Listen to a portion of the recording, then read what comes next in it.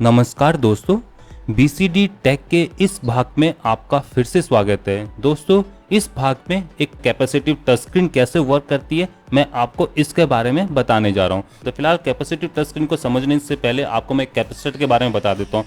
दोस्तों, कैपेसिटर कुछ नहीं है, दो पैरेलल प्लेट्स हैं, दोनों के बीच में दोस्तों आप पोटेंशियल अप्लाई कर देते हो, मतलब इसको बैटरी के पॉजिटिव टर्मिनल से कनेक्ट कर देते हो और इसको नेगेटिव टर्मिनल से। तो फिलहाल जब आप इसको कनेक्ट कर देते हो तो दोनों जो प्लेट्स हैं, कंडक्टिंग प्लेट्स हैं, उस पर चार्ज डेवलप हो जाता है और फिलहाल वो एक तरह से फील्ड की फॉर्म में यहाँ पर स्टोर हो जाता है। तो इसी पैरेलल प्लेट कैपेसिटर को यूज करके हम लोग एक टच डिस्प्ले बना सकते हैं। इनिशियली दोस्तों जो कैपेसिटिव टच स्क्रीन मार्केट में आई थी वो कुछ इस टाइप से डिजाइन हुई थी।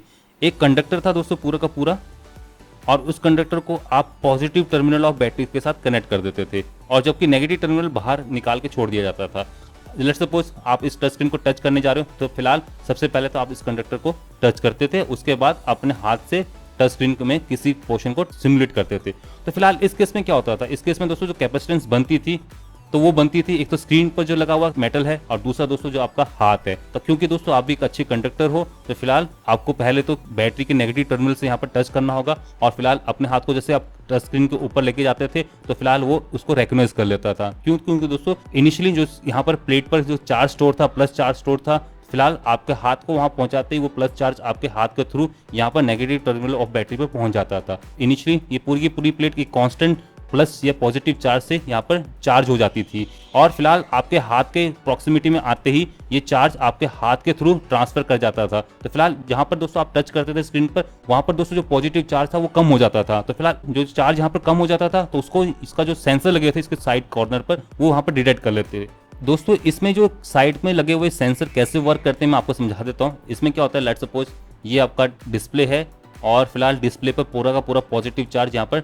आराम से डिस्ट्रीब्यूटेड हो रखा है और आपने क्या किया, इस पॉइंट पर टच किया तो इस पॉइंट पर जो प्रॉक्सिमिटी में जो पॉजिटिव चार्ज था वो कम हो जाएगा और फिलहाल ये सारे सेंसर उसको डिटेक्ट करेंगे। और फिलहाल दोस्तों जो ये सेंसर डिटेक्ट करेगा उसके लिए तो ये चार्ज डिस्ट्रीब्यूशन कम दूर पड़ा हुआ है, यहाँ पर और भी कम दूर पड़ा हुआ है, जबकि दोस्तों यहाँ पर थोड़ा ज़्यादा दूर पड़ा हुआ है और इवन दोस्तों इसमें सबसे ज़्यादा दूर पड़ा हुआ है। तो फिलहाल चारों कॉर्नर्स पर अलग अलग रीडिंग्स आएंगी और यहाँ पर बैठा हुआ माइक्रो कंट्रोलर इन चारों रीडिंग्स को चेक करके बता देगा कि एग्जैक्टली दोस्तों कहाँ पर चार्ज कम हुआ है। फिलहाल दोस्तों इसको एग्जैक्टली ये मान लो करके कि हर सेंसर यहाँ पर डिस्टेंस मेजर कर रहा है कि कहाँ पर एग्जैक्टली चार्ज कम हुआ। और फिलहाल दोस्तों यहाँ पर देख सकते हो कि जो चारों सेंसर का यहाँ पर जो इंटरसेक्शन आएगा वो एक पर्टिकुलर पॉइंट आएगा और फिलहाल माइक्रो कंट्रोलर दोस्तों बस उसी पॉइंट को कैलकुलेट करके बता देगा कि आपने इस कोऑर्डिनेट्स पर टच किया। तो फिलहाल ये है तरीका जिस तरीके से ये जो टच स्क्रीन है ये वर्क करती है। दोस्तों इस टच स्क्रीन में एक ही खामी थी, हालांकि काफी अच्छा रिस्पांस टाइम था, बट दोस्तों इसकी सिर्फ एक ही खामी थी कि आपको अपने आप को ग्राउंड करना पड़ता था। तो फिलहाल इस प्रॉब्लम को सॉर्ट आउट करने के लिए एक नई टेक्नोलॉजी मार्केट में इंट्रोड्यूस की गई जिसका नाम पड़ा प्रोजेक्टेड टच स्क्रीन।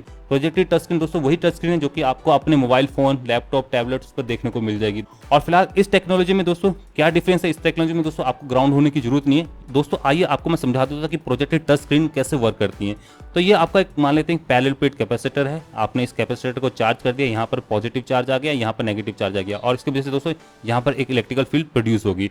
अब क्या करते हो दोस्तों कि एक यहाँ पर आप कंडक्टर को लेके आओगे, लेट्स सपोज एक चाकू है, आपने इस चाकू को इस कैपेसिटर के बगल में रख दिया तो क्या होगा दोस्तों, ये जो फील्ड होगी ये इस साइड को ट्रेवल करना शुरू कर देगी और दोस्तों जो नेट इफेक्टिव फील्ड होगी इन दोनों प्लेट्स के बीच में दोस्तों वो कम हो जाएगी और दोस्तों इसको कम होने से क्या होगा, इसका जो कैपेसिटेंस है वो वेरी कर जाएगा। तो फिलहाल यहाँ पर ये हो रहा है कि आपका एक पैरेलल प्लेट कैपेसिटर था, उसकी कुछ कैपेसिटेंस थी, लेट्स सपोज की कैपेसिटेंस थी C और आपने क्या किया, एक कंडक्टर को उसके पास में ले गया और फिलहाल जो चार्ज था कैपेसिटर के ऊपर वो ट्रांसफर कर गया प्लेट से उस कंडक्टर पर। तो फिलहाल इससे क्या हुआ, जो नेट कैपेसिटेंस थी जो पहले इनिशियली लेट्स सपोज 1 पिकोफैरेड थी तो वो इंक्रीज करके 2 पिकोफैरेड होगी। हाँ दोस्तों यहाँ पर कैपेसिटेंस बढ़ जाती है जैसे आप किसी कंडक्टर को कैपेसिटर के प्रॉक्सिमिटी में लाते हो। तो फिलहाल दोस्तों यही चीज यहाँ पर इस कैपेसिटेंस टच स्क्रीन को बनाने में काम आती है। तो दोस्तों आइए देख लेते हैं कि कैसे बनती है।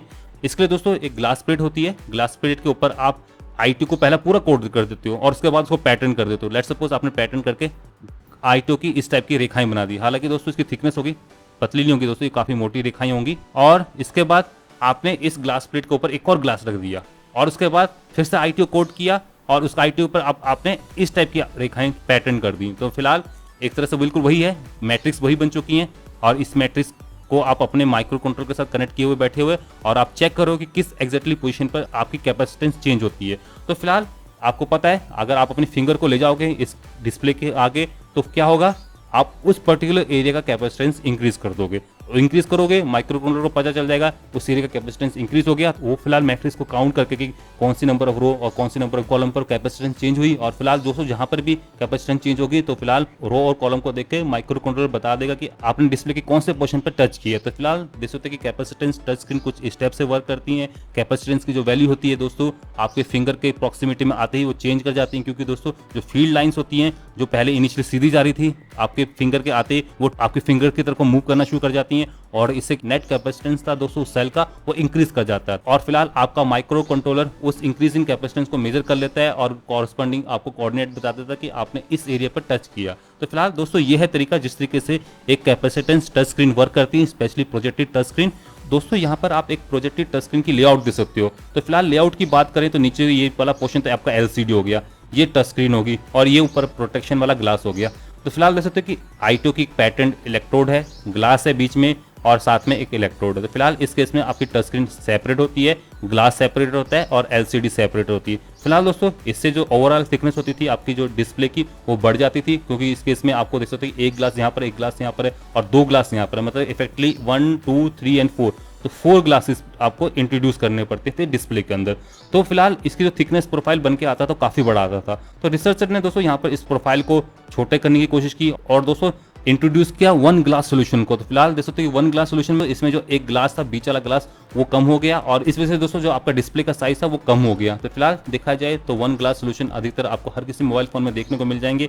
और इवन दोस्तों मैन्युफैक्चरिंग के लिए ये टेक्निक थोड़ी सी महंगी है, क्योंकि इसके लिए उनको सेपरेट टच विद ग्लास बनाना पड़ता है, सेपरेट एलसीडी बनाना पड़ता है, और बाद में दोस्तों उनको एक ही मॉड्यूल के अंदर डाल के फैब्रिकेट करना पड़ता था। तो दोस्तों इसमें बिल्कुल सेम वही प्रॉब्लम आ जाती है जो कि आप अगर किसी वाटर के ग्लास के अंदर एक स्ट्रिप को डालोगे तो स्ट्रिप दोस्तों बिल्कुल सीधी नहीं दिखेगी, आपको थोड़ी सी टेढ़ी होती दिखेगी। तो फिलहाल ये टेढ़ा इसलिए हो रहा है क्योंकि एयर और वाटर का रिफ्रैक्टिव इंडेक्स डिफरेंट है। फिलहाल दोस्तों यही सेम प्रॉब्लम यहाँ पर भी आती है। लेट्स सपोज यहाँ पर आपका अल्फाबेट ए डिस्प्ले हो रहा था और ये लाइट यहाँ से ट्रैवल करके, बिकॉज यहाँ पर एयर का इंटरफेस है तो यहाँ से बेंड करके यहाँ पहुंच गई और यहाँ से फर्दर और बेंड करके यहाँ पहुंच गई। तो आपका जो ए है सीधा देखोगे तो आपको यहाँ पर दिखेगा, इस पोजीशन पर आपको ए डाटा डिस्प्ले हो रहा है। अब एग्जैक्टली दोस्तों जो ए है वो आपका यहाँ पर है। तो फिलहाल दोस्तों ये एक तरह से पैडलेक्स की प्रॉब्लम है, और इसका कारण दोस्तों ये है कि आपका दोस्तों जो टच है और जो एलसीडी है उसके बीच में स्पेसिंग है। तो फिलहाल इस चीज को खत्म करने के लिए तो उन्होंने एक नई टेक्नोलॉजी का इन्वेंशन किया जिसको दोस्तों बोलते हैं ऑन सेल टेक्नोलॉजी। इस ऑन सेल टेक्नोलॉजी में देख सकते हो करके कि जो एलसीडी का ग्लास था दोस्तों उस पर जो पोलराइजर था उसको हटा दिया गया और उसके ऊपर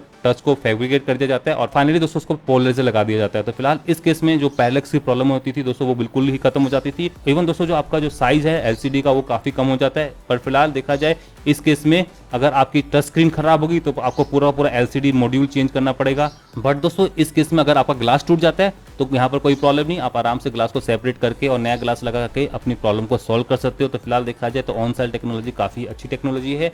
और दोस्तों अभी रिसेंटली देख सकते हो कि सैमसंग और आईफोन में आपको एक नई टेक्नोलॉजी देखने को मिलेगी जिसको बोलते हैं इन सेल टेक्नोलॉजी। और इन सेल टेक्नोलॉजी में थिकनेस है दोस्तों जो प्रोफाइल बन के आता है वो काफ़ी कम होता है, और इवन दोस्तों आपकी जो पैडलेक्स की प्रॉब्लम है वो भी काफ़ी कम हो जाती है। दोस्तों इस टेक्नोलॉजी में क्या है, इस टेक्नोलॉजी में दोस्तों एक ही इलेक्ट्रोड का इस्तेमाल होता है, जबकि दोस्तों दूसरी जो इलेक्ट्रोड है नीचे जो आपके एलसीडी की जो मैट्रिक्स बनाने के लिए यूज किए जाते हैं उसी का इस्तेमाल किया जाता है। एक इलेक्ट्रोड तो आपको ऊपर फैब्रिकेट कर दी जाती है और दोस्तों नीचे जो थिन फिल्म ट्रांजिस्टर की जो इलेक्ट्रोड थी उसी को एज इट इज दूसरी इलेक्ट्रोड यहाँ पर यूज किया जाता है। दोस्तों इस केस में जो थिकनेस बन के आती है वो as compare to on cell technology काफी कम होती है। तो फिलहाल दोस्तों देखा जाए तो टच स्क्रीन जो टेक्नोलॉजी है उसमें अभी काफी ज्यादा इन्वेंशन हुई है, काफी ज्यादा यहाँ पर इंप्रूवमेंट हुई है। देख सकते हैं कि कहाँ हम लोग रजिस्टर्ड टच स्क्रीन को यूज करते थे आज से 5-6 साल पहले, और दोस्तों कहाँ आज हम लोग ऐसी टेक्नोलॉजी को यूज कर रहे हैं जो कि बहुत ही कम यहाँ पर एरर दिखाती हैं। बट दोस्तों ऐसा नहीं है कि ये टेक्नोलॉजी प्योर फ्यूचर प्रूफ है, क्योंकि दोस्तों इस टेक्नोलॉजी के साथ कुछ ना कुछ यहाँ पर दिक्कत आती है। जैसे कि दोस्तों आप इस कैपेसिटिव टच स्क्रीन को लो टेम्परेचर पर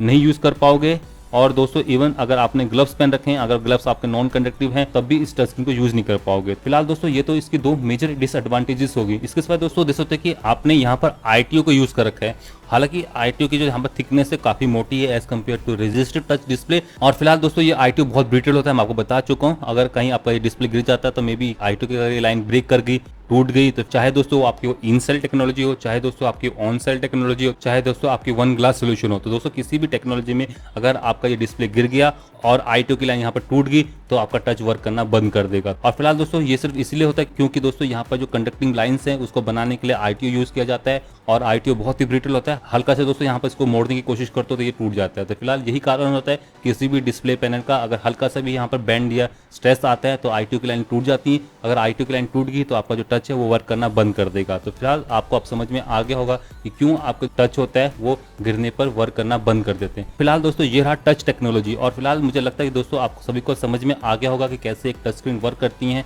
और फिलहाल मार्केट में कौन सी लीडिंग टेक्नोलॉजी है जो कि आपको अपने मोबाइल फोन, लैपटॉप या टैबलेट्स पर देखने को मिल जाएंगी। तो फिलहाल इसी के साथ मैं अब इस वीडियो एपिसोड को समाप्त करने जा रहा हूँ। नमस्कार, जय हिंद, जय भारत, वंदे मातरम।